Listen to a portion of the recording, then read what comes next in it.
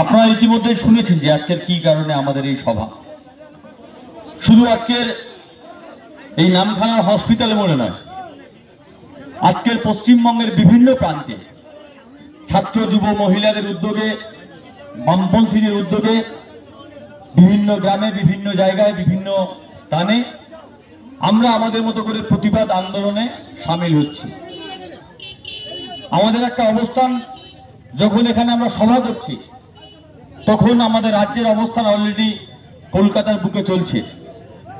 এখানে মীনাক্ষী দি আছে, অপুদা বলেছিল ওরা গতকাল রাতে সারা রাত ধর্ণা মঞ্চে ছিল শ্যামবাজারে, সেখান থেকে এসে সারা রাত ওখানে অবস্থান মঞ্চে থাকার পরে আজকে সকালে এখানে উপস্থিত হয়েছে। আমাদের এই অবস্থান মঞ্চ করতে হলো কেন? আর এই সকালে আমাদের নামখানা হসপিটাল মোড়ে এসে সভা করতে হচ্ছে কেন? বা পশ্চিমবঙ্গের আর বিভিন্ন আর 5টা জায়গায় আমাদের রাস্তায় নামতে হচ্ছে কেন?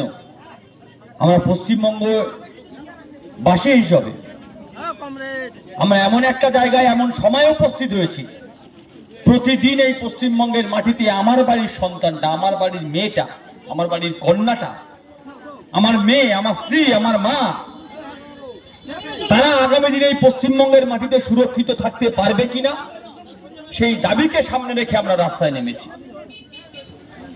বেশি দিন যেতে হবে না, এই এখান থেকে 10 কিলোমিটার দূরে কাকদ্বীপ, 2015 সাল, রানু বিশ্বাসের কথা আপনাদের মনে আছে নিশ্চয়ই। রানু বিশ্বাস যেদিন ধর্ষিতা হয়েছিলেন,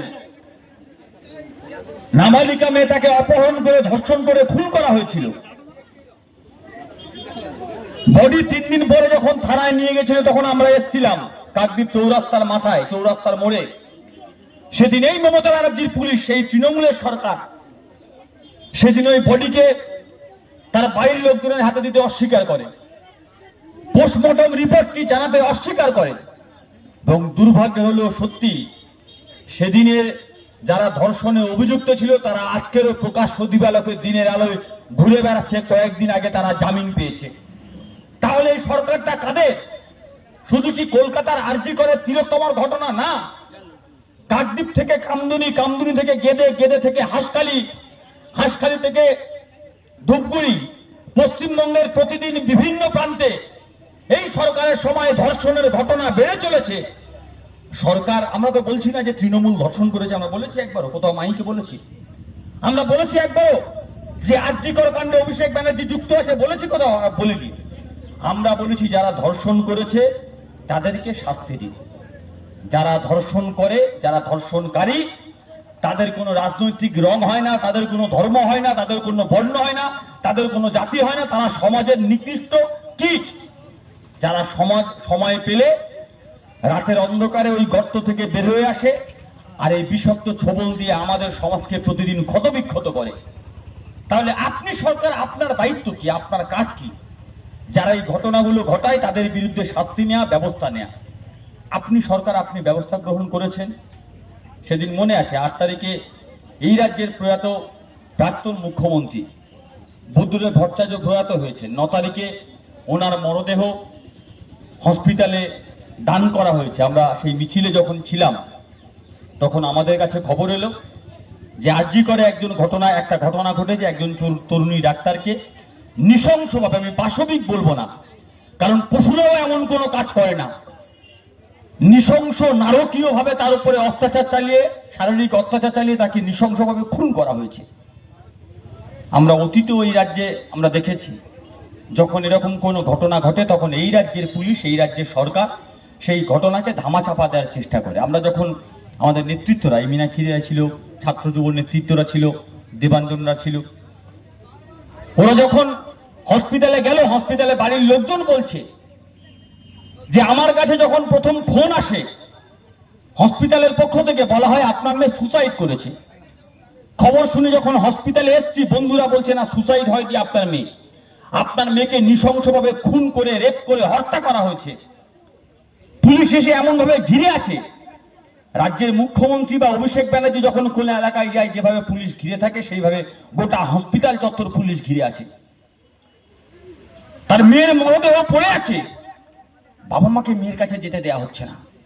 বাবা মাকে মেয়ের মুখ দেখতে দেয়া হচ্ছে না। রাতারাতি পুলিশ এলো, বললো পোস্টমর্টম হবে। 4টের পরে পোস্টমর্টমের পারমিশন লাগে। ডাক্তার বলছে পারমিশন ছাড়া তো পোস্টমর্টম হবে না, কালকে সকাল পর্যন্ত অপেক্ষা করতে হবে। নবান্ন থেকে বারবার করে ফোন যাচ্ছে, যেন তেন প্রকারে আজকের মধ্যে বডিকে দাহ করতে হবে, এই বডি বেশিক্ষণ রাখা যাবে না। মেয়ের বাবা মা তালা থানার ওসি ডেকে নিয়ে গিয়ে থানায় বসিয়ে রাখলো, আর মেয়ের বডি চলে যাচ্ছে বাড়িতে। আপনি ভেবে দেখুন, আপনার কোনো পরিজন সে প্রয়াত হয়েছে, আপনি থানাতে বসে আছেন, আর বডি বাড়িতে চলে যাচ্ছে।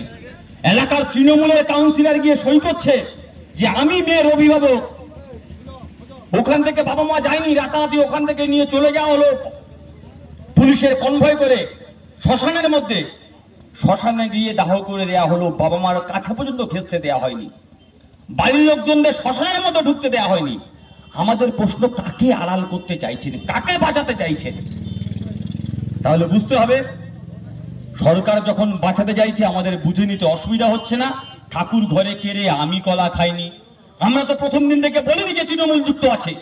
তাহলে আপনি সরকার বারবার করে পুলিশি তৎপরতা দেখিয়ে এভিডেন্স লোপাট করার, প্রমাণ তথ্য প্রমাণ লোপাট করার চেষ্টা করছেন কেন?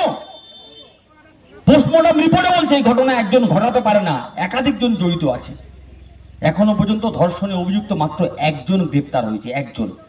বাদ বাকি জন কোথায় গেল? প্রশ্ন নাম্বার 1, কোনো উত্তর নেই। 2 নম্বর প্রশ্ন, যখন ওই ঘটনা ঘটলো ওই চারপাশে পুলিশ ব্যারিকেড করে রাখলো না কেন? যখন যেখানে ঘটনা ঘটেছে ওই ঘটনার মধ্যে যখন ছবি পরবর্তীকালে আমাদের সামনে এলো, দেখলাম তৃণমূলের ডাক্তার ইউনিয়নের নেতারা ওই চত্বরে ঘোরাফেরা করছে। পুলিশকে ফোন করার আগে তৃণমূলের নেতাদেরকে আপনি ফোন করলেন কিসের কারণে? সন্দীপ ঘোষ। কে সন্দীপ ঘোষ? যার বিরুদ্ধে নাকি হসপিটালে, কলকাতার হসপিটালগুলোতে বাঘগুলোতে একসঙ্গে জল খায়। কে সন্দীপ ঘোষ? এই সন্দীপ ঘোষের নাকি সিগনেচার, একটা সিগনেচারে কে এমডি হবে, কে ডাক্তার হবে, সেই সব ঠিক করে দিত সন্দীপ ঘোষ।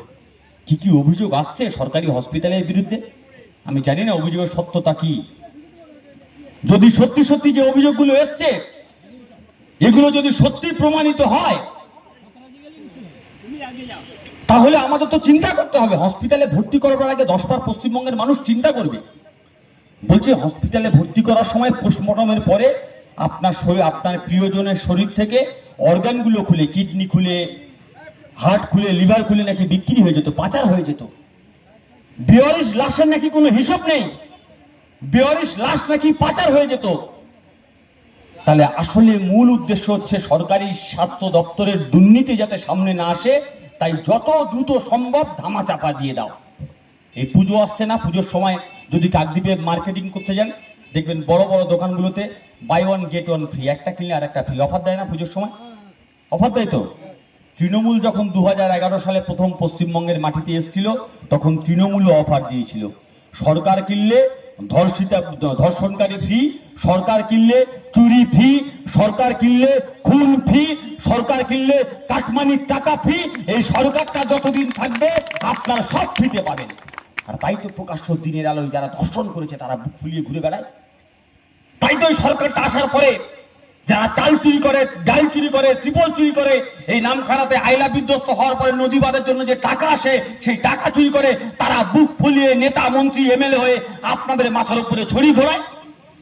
সাহস পায় কোত্থেকে এরা? এরা ভালো করে জানে এদের পিছনে সরকার আছে, এরা ভালো করে জানে তৃণমূলের ঝান্ডা নিয়ে যা খুশি তাই করা যায়, কেউ কিচ্ছু বলবে না। তাই আমাদের প্রশ্ন হচ্ছে এই সময়কালে দাঁড়িয়ে গোটা পশ্চিমবঙ্গের মানুষ সবার উক্তি একটা, we demand justice, I demand justice. তোমার স্বর আমার স্বর, আরজি কর, আরজি কর। যে পুলিশ এত অতি সক্রিয়তা দেখাচ্ছে, যে পুলিশ অতি সক্রিয় হয়ে একটা চোর সারদা টাকায় চুরিতে যার নাম আছে, যাকে এই রাজ্য সরকারের পুলিশ গ্রেপ্তার করেছে, কুণাল ঘোষ, যিনি আমরা ওই ভিডিও সবাই দেখেছি, যখন এই মমতা ব্যানার্জির পুলিশ কুণাল ঘোষকে যখন নিয়ে যাচ্ছে টানতে টানতে, কুণাল ঘোষ ফ্যাচ ফ্যাচ করে কাঁদতে কাঁদতে বলেছিল মমতার সবচেয়ে বড় বেনিফিশিয়ারি নাম হচ্ছে মমতা ব্যানার্জি। সেই কুণাল ঘোষ যখন অভিযোগ করলো, নাম বলেনি, বললো ক বাবু, স বাবু, এরকম নাম বলেছে, তাতে কলতন্দাকে গ্রেপ্তার করেছিল। আমরা সেদিনও বলেছিলাম এই ঘটনা সাজানো ঘটনা, কলতন্দাকে ফাঁসানো হচ্ছে। যে কলতন্দারা প্রতিদিন, ওই ঘটনার প্রথম দিন কলতন্দারা মীনাক্ষীদের গিয়ে গাড়ির সামনে শুয়ে পড়েছিল, যারা প্রতিদিন দিন রাত এক করে এই সরকারের বিরুদ্ধে ওই তিলোত্তমার বিচারের দাবিতে কলকাতার রাজপথে পড়ে আছে, তারা ডাক্তারদের মারবার ষড়যন্ত্র করবে, হতে পারে না, মিথ্যা অভিযোগ। আমরা দেখলাম পুলিশ অতি সক্রিয় হয়ে সুমোটো মামলা করেছে। সুমোটো মামলা কি? কোনো ঘটনা ঘটলো, পুলিশ নিজে দায়িত্ব নিল, বললো আমরা মামলা করছি। অতি সক্রিয়তার মধ্যে দিয়ে রাত্রেবেলা লালবাজার অবস্থান ছিল, ভোরবেলা যখন বাড়ি যাচ্ছে, কলতন্দার স্ত্রী প্রেগনেন্ট, যখন বাড়িতে যাচ্ছে, মাঝ রাস্তা থেকে ভোরবেলা কলতন্দাকে তুলে নিয়ে থানার মধ্যে আটকে রাখা হলো। আমরা এই পুলিশকে প্রশ্ন করতে চাই, যেদিন কুণাল ঘোষ মমতা ব্যানার্জির বিরুদ্ধে অভিযোগ করেছিল, সেদিন আপনার পুলিশ কোথায় ছিল? সেদিন মমতা ব্যানার্জিকে গ্রেপ্তার করেনি কেন? হিম্মত এই পুলিশের আছে? এই পুলিশের হিম্মত নেই মমতা ব্যানার্জির গায়ে হাত দেয়া। যেদিন কুণাল ঘোষ সুদীপ বন্দ্যোপাধ্যায়ের বিরুদ্ধে অভিযোগ করেছিল সুদীপ বন্দ্যোপাধ্যায় চোর, সেদিন আপনার পুলিশ সুদীপ বন্দ্যোপাধ্যায়কে অ্যারেস্ট করেছিল? অ্যারেস্ট করেনি, কারণ এই পুলিশের হিম্মত নেই তৃণমূলের নেতা মন্ত্রীদের গায়ে হাত দেয়া। আমরা বলছি সব পুলিশ খারাপ না, কিছু আইপিএস আইএএস র্যাঙ্কের অফিসার আছে যারা প্রতিদিন এই খাকি পোশাকের অবমাননা করছে। আমরা পুলিশ প্রশাসনকে বলবো, এ লড়াই শুধুমাত্র আমাদের লড়াই নয়, এ লড়াই আপনাদেরও লড়াই। তাই তো স্লোগান উঠেছে, লোকে তো বলছে পুলিশ তুমি ভাবছো নাকি তোমার মেয়েও হচ্ছে বড়। আপনার বাড়িতে যদি আপনার কোনো কন্যা সন্তান থাকে, আপনি যখন বাড়িতে যাবেন আপনার মেয়ের দিকে তাকাবেন। আপনি যদি এখন রাস্তায় না নামেন, আপনার ওই মেয়ে দুদিন পরে রাস্তায় বেরোতে পারবেন না। আপনি তো রাস্তাতে ডিউটি দেবেন, আপনার মেয়ের সঙ্গে যদি এই ঘটনা ঘটে আপনি বাড়িতে চুপ করে বসে থাকতে পারবেন তো? এটা শুধুমাত্র আমাদের লড়াই নয়, এটা শুধুমাত্র বামপন্থীদের লড়াই নয়। আপনি হতে পারেন তৃণমূল করেন এলাকার লোকজন যারা আছেন, কিন্তু আপনার বাড়ির সন্তানের সঙ্গে যদি দুদিন পরে এই ঘটনা ঘটে, তাহলে আপনি কি করবেন? ফলে এই লড়াই শুধুমাত্র আমাদের লড়াই নয়, এ লড়াই আমাদের সবার মাথা উঁচু করে বাঁচবার লড়াই। এ লড়াই এই পশ্চিমবঙ্গের মাটিতে আমার মেয়েটা যাতে রাস্তায় খোলা আকাশের নিচে নিঃশ্বাস নিতে পারে, তার লড়াই। আমরা অন্নপূর্ণা ঈশ্বরী পাটনির কবিতাটা সবাই পড়েছিলাম। সেখানে দেবী অন্নপূর্ণা ঈশ্বরী পাটনিকে ওই নৌকায় করে নদী পার হওয়ার পরে বলেছিল, বলো তোর কি বর চাই? ঈশ্বরী পাটনি দেবীকে বলেছিল, মা আপনি আমার বর যদি দিতে চান, এমন বর দিন যেন আমার সন্তান যেন থাকে দুধে ভাতে। আমি জানি সামনে দুর্গা পূজা আসছে, যদি সত্যি সত্যি দুর্গা ঠাকুর আমাদের সামনে অবতীর্ণ হন আর জিজ্ঞেস করেন যে বল তোদের কি বর লাগবে, আমি দৃঢ় বিশ্বাস, আমার দৃঢ় বিশ্বাস, আমি বুকে হাত দিয়ে বলছি, পশ্চিমবঙ্গের প্রতিটা মা দেবী দুর্গার কাছে এই বর চাইবে, এই বাংলার মাটিতে আমার সন্তান যেন থাকে নিরাপদে, আমার সন্তান যেন থাকে নিরাপদে। আজকে নিরাপদে থাকবার লড়াই। আর এই সময় ঘোলা জলে মাছ ধরতে নেমেছে কিছু কিছু রাজনৈতিক দলের নেতারা। আমরা প্রথম দিন থেকে বলেছিলাম, রাজনীতি করার সুযোগ আপনি সারা বছর পান, এই ঘটনা নিয়ে রাজনীতি করবেন না, এই ঘটনাকে রাজনীতি রং লাগাবেন না। বিজেপি দেখলাম ঘোলা জলে মাছ ধরতে নেমে পড়েছে। আমরা বিজেপির বন্ধুদের কাছে প্রশ্ন করতে চাই, যেদিন হাতরাসে ঘটনা ঘটল, যেদিন বিজেপি বিধায়কের নাম ধর্ষণের সঙ্গে অভিযুক্ত হলো, সেদিন তো আপনারা পশ্চিমবঙ্গের মাটিতে রাস্তায় নামেননি। যেদিন মণিপুরে আমার মাকে 1 কিলোমিটার নগ্ন করে রাস্তায়, খোলা রাস্তায় হাঁটানো হলো, আর তারপরে তার উপরে অত্যাচার করলো নরকের কীটগুলো, সেদিন তো আপনার সরকার একবারের জন্য মণিপুরের পাশে দাঁড়ালো না। আর আজকের আপনি পশ্চিমবঙ্গের মাটিতে ঘোলা ঢলে মাছ ধরতে নেমেছেন। ত্রিপুরাতে প্রতিদিন বিজেপি শাসিত রাজ্যে প্রতিদিন মা বোনেরা ধর্ষিতা হচ্ছে, খুন হচ্ছে, কই আপনারা মুখ খুলছেন না? ফলে ঘোলা জলে মাছ ধরতে নামবেন না, রাজনীতি করার সুযোগ অনেক পাবে। আর কোন বিজেপি? যে শুভেন্দু অধিকারী দুদিন আগে চাকরি চুরিতে তৃণমূলে ছিল, সেই শুভেন্দু অধিকারী ওয়াশিং মেশিনে সাব হয়ে গিয়ে বিজেপিতে আসবার পরে মনে করছে বোধহয় বিজেপি সব আন্দোলন করে নেবে। তাই বিজেপিকে দিয়ে তৃণমূলকে আটকানো যাবে না, আর বিজেপি তৃণমূলকে আটকাতে পারবে না। যদি আটকাতে পারে কেউ, এই বামপন্থীরা পারবে, আমরাই পারবো। নিজের বুকের ভাঙা পাঁজর দিয়ে যে বাংলাকে মমতা ব্যানার্জি সরকাররা তছনছ করেছে, আমাদের লড়াই হচ্ছে সেই বাংলাকে আবার নতুন করে তৈরি করবার। আমাদের লড়াই হচ্ছে সেই বাংলাতে আপনার সন্তান যাতে স্কুলে পড়তে পারে বিনা পয়সায়। আমাদের লড়াই হচ্ছে আপনার সন্তান স্কুল থেকে পাশ করার পরে যাতে মেধার ভিত্তিতে চাকরি পায়, তার লড়াই। আমাদের লড়াই হচ্ছে আপনার সন্তান, আপনার কন্যা, আপনার বাড়ির লক্ষ্মী যাতে খোলা আকাশের নিতে রাতের বেলা খোলা মনে অক্সিজেন নিতে পারে, তার লড়াই। এ লড়াই আমরা লড়তে রাজি আছি। আমাদের অভিভাবকদের কাছে অনুরোধ করব, আসুন এ লড়াই সামিল হন। আমি শেষ করব যে কথা দিয়ে, আমার অভিভাবক যারা শুনছেন, যারা রাজনীতি করেন না, হতে পারে যারা কোনো রাজনৈতিক দলকে পছন্দ করেন না, এমনও হতে পারে আপনি বিজেপি করেন, তৃণমূল করেন, কংগ্রেস করেন, সিপিআইএম করেন, যে কোনো রাজনৈতিক দলের সদস্য হতে পারেন। আসুন একসঙ্গে কাঁধে কাঁধ মিলিয়ে আওয়াজ তুলি। কারণ আমরা ছোট থেকে স্লোগান শুনেছিলাম, দেয়াল থেকে শিখতে হয়, দেয়াল থেকে জানতে হয়, দেয়ালে পিঠ থেকে গেলে দেয়াল জুড়ে লিখতে হয়।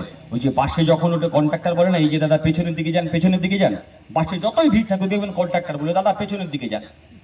নরেন্দ্র মোদী যদি এই ভারতবর্ষ থেকে যদি আপনি গাড়ি ধরেন আর তার ড্রাইভার যদি নরেন্দ্র মোদী হয়, কন্ট্রাক্টর হচ্ছে মমতা ব্যানার্জি। যারা বাসে উঠছে বলছে দাদা পেছনের দিকে যান, পেছনের দিকে যান, পেছনের দিকে নিয়ে যেতে যেতে আমাদের পিঠ খাদের কিনারাতে থেকে দাঁড়িয়েছে। আর ওই যে স্লোগান বললাম না, দেয়াল থেকে শিখতে হয়, দেয়াল থেকে জানতে হয়, দেয়ালে পিঠ থেকে গেলে দেয়াল জুড়ে লিখতে হয়। নতুন করে পশ্চিমবঙ্গের মাটিতে দেয়ালে লেখার সময় এসছে। আমরা দেয়াল লেখার জন্য প্রস্তুত আছি।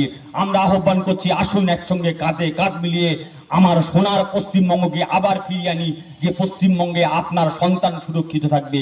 এই আহ্বান জানিয়ে সবাইকে আবারও আমাদের পক্ষ থেকে যথাযোগ্য শ্রদ্ধা সম্মান জানিয়ে আমি আমার কথা শেষ করলাম। ইনকলাব জিন্দাবাদ।